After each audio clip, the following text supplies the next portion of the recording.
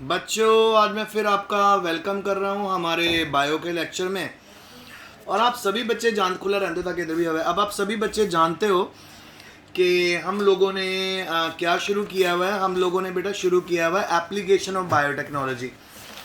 तो very short answer सारे हो गए। तो कल मैंने आपको 2 to 3 मार्क्स में ट्रांसजेनिक बैक्टीरिया के बारे में बताया, जेनेटिक इंजीनियरिंग की पोटेंशियल एप्लीकेशन बताई, ठीक है, और what are the application of transgenic microorganisms ये भी मैंने आपको बताया। फिर मैंने आपको लिली कंपनी के बारे में बताया था कि जो लिली कंपनी है वो कैसे इंसुलिन बनाने लग गई है बैक्टीरियाज को यूज़ करके, ठीक है। तो आइए आज हम अगले क्वेश्चन पे चलते हैं। So let's start.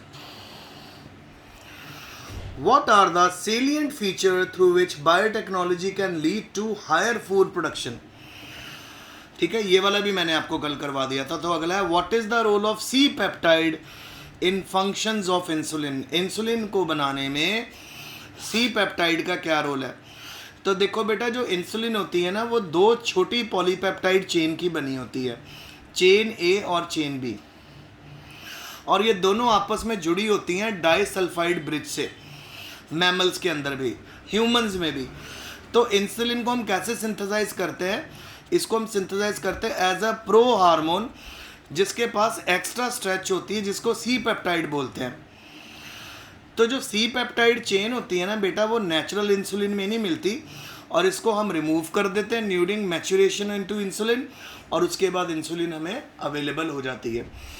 तो ये पूरे का पूरा लेक्चर है। होप आपको क्वेश्चन का आंसर आपको समझ आ गया होगा कि सी पेप्टाइड का क्या फंक्शन होता है। सी पेप्टाइड वो पेप्टाइड चेन है जब हम इंसुलिन को सिंथेसाइज करते हैं, ठीक है। और सिंथेसाइज कहाँ करेंगे? बायोटेक्नोलॉजी के थ्रू ही करेंगे, बैक्टीरियाज के अंदर करेंगे।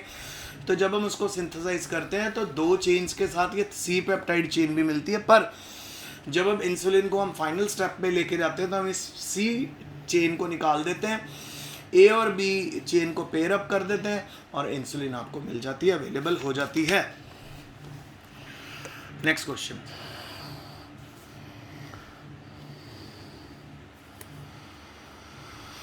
What are the advantages of edible vaccine. Edible vaccine का क्या मतलब है बेटा? कई ऐसे प्लांट जिनको हमने जेनेटिकली इंजीनियर्ड कर लिया है, जिन प्लांट्स को हमने जेनेटिकली इंजीनियर्ड कर लिया है, उन प्लांट्स को बेटा हम उनके अंदर हमने फॉरेन डीएनए डाला है रिकम्बिनेंट डीएनए टेक्नोलॉजी के थ्रू। अब इस तरह के प्लांट से हमको क्या फ़ायदा होगा? इनको एडिबल वैक्सीन इसलिए बोलते हैं क्योंकि कितने बीमारियों से लड़ने की पावर आपको इन प्लांट्स को खाने से मिल जाएगी। तो एडवांटेजेस देखो, सबसे पहले क्या है? एक तो स्टोरेज प्रॉब्लम नहीं होती इनमें, और इसका सिंपल इजी डिलीवरी सिस्टम है। सिर्फ फीडिंग से आपको मेडिसिन के पत्ते को तोड़ने की ज़रूरत नहीं, उसके अंदर से मेडिसिन निकाल के खाने की ज़रूरत नहीं। सपोज आप एक जेनेटिकली इंजीनियर्ड वेजिटेबल खा रहे हो जिसमें आपको विटामिन ए मिल रही है, इसी तरह जेनेटिकली इंजीनियर्ड वेजिटेबल खा रहे हो जिसके अंदर आपको विटामिन बी बहुत लार्ज अमाउंट में मिल रही है। सो क्या हो रहा है? आपको इनडायरेक्ट वे में सारी जो रिक्वायरमेंट्स है वो पूरी हो रही हैं। तो इसका डिलीवरी सिस्टम बहुत ईजी होता है, और ये बहुत सस्ती होती है रिकम्बिनेंट वैक्सीन से। अगर आप वैक्सीन मार्केट में कोई भी पता करोगे, इट इज़ कॉस्टली, पर अगर हम एडिबल वैक्सीन यानी प्लांट्स के थ्रू वैक्सीन ले रहे तो बहुत सी चीप पड़ेगी आपको।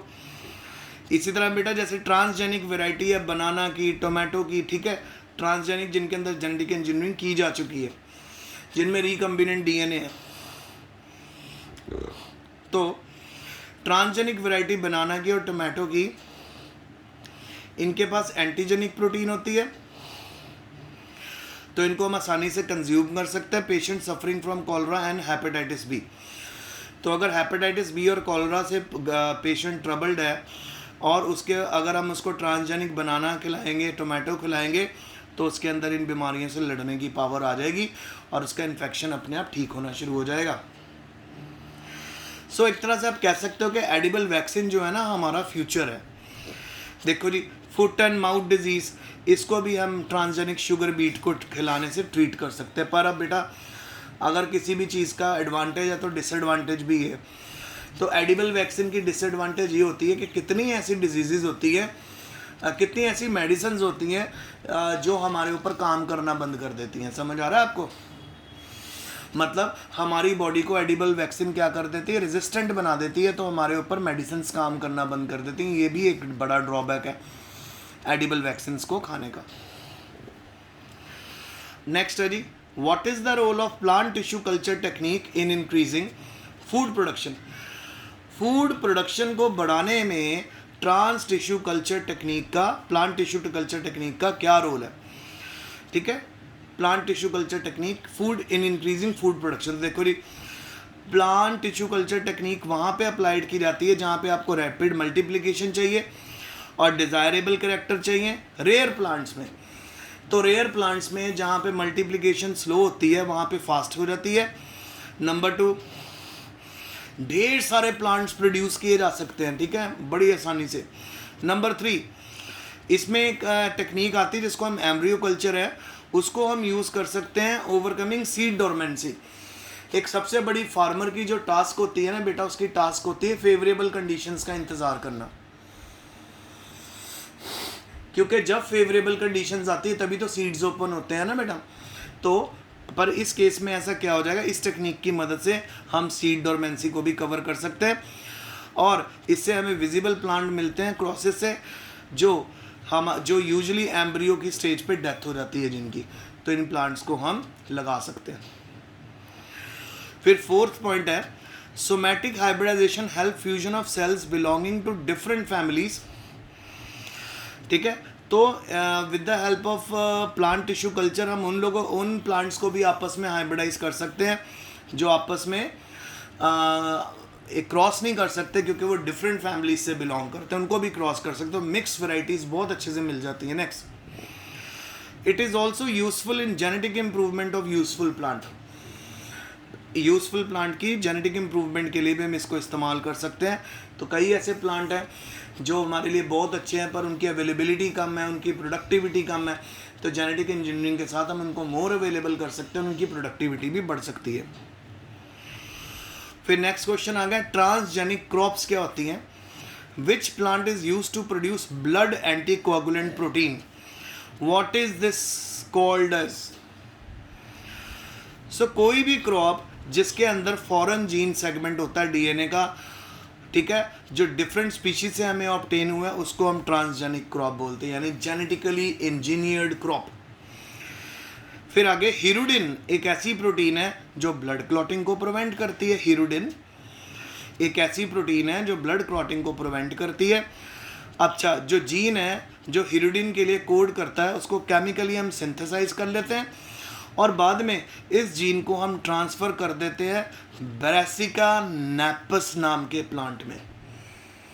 जब ब्रेसिका नेपस नाम के प्लांट में हम इसको ट्रांसफ़र करते हैं और वहाँ पे उसके सीड्स में हीरोडिन एक्यूमुलेट होनी शुरू हो जाती है और इस हीरोडिन को प्योरीफाई कर लिया जाता है और उसको मेडिसिन में हम यूज़ करते हैं। तो बेटा जेनेटिक इंजीनियरिंग जब से आई है तब से इतनी ढेर मेडिसिन ईजिली अवेलेबल होने लगी हैं और सस्ती होने लगी हैं, चीप मिलने लगी हैं, क्योंकि उनके अवेलेबिलिटी ही बहुत ज़्यादा है,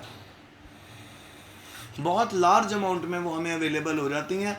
इस करके बेटा अब इंसुलिन कितने लार्ज अमाउंट में आपको मिलने लगे। पहले इंसुलिन का इंजेक्शन बहुत कॉस्टली होता था, अब धीरे धीरे देखना with the passage of time जितनी शुगर की मेडिसिन हैं, जितनी कैंसर की मेडिसिन हैं, बीपी की मेडिसिन हैं, वो सस्ती होती जा रही है। क्यों? क्योंकि धीरे धीरे मैक्सिमम कंपनीज किस पे शिफ्ट होने लगी हैं? बायोटेक्नोलॉजी के ऊपर। नेक्स्ट आ गया जी, बड़ा इंपॉर्टेंट क्वेश्चन, ये पेपर में बहुत आता है बेटा। आइए जरा इसको देख लें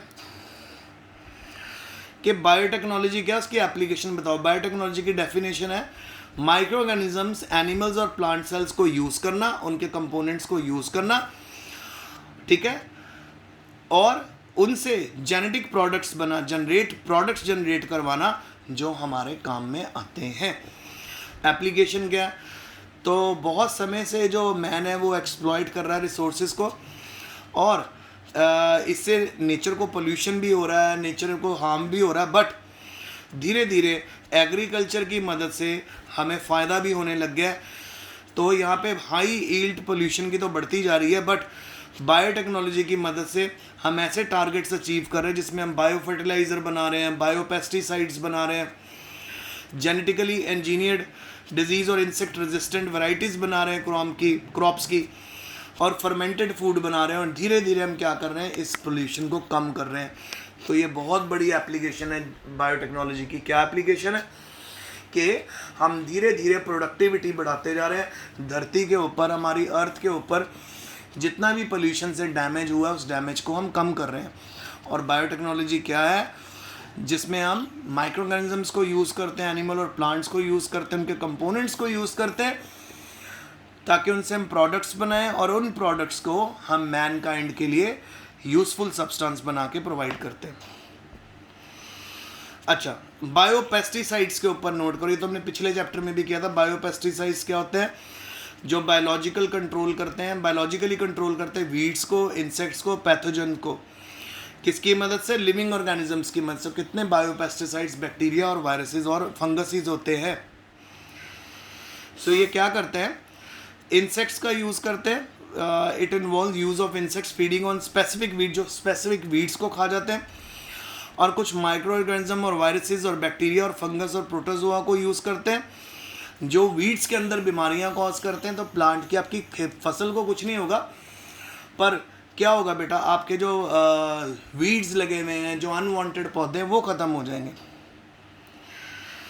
तो पहला बायो हर्बिसाइड जो था उसका नाम था माइक्रो हर्बिसाइड, जो हमें मिला था फाइटोफथोरा पाल्मीवोरा से, जो कंट्रोल करता था growth of milkweed vines in the citrus orchard.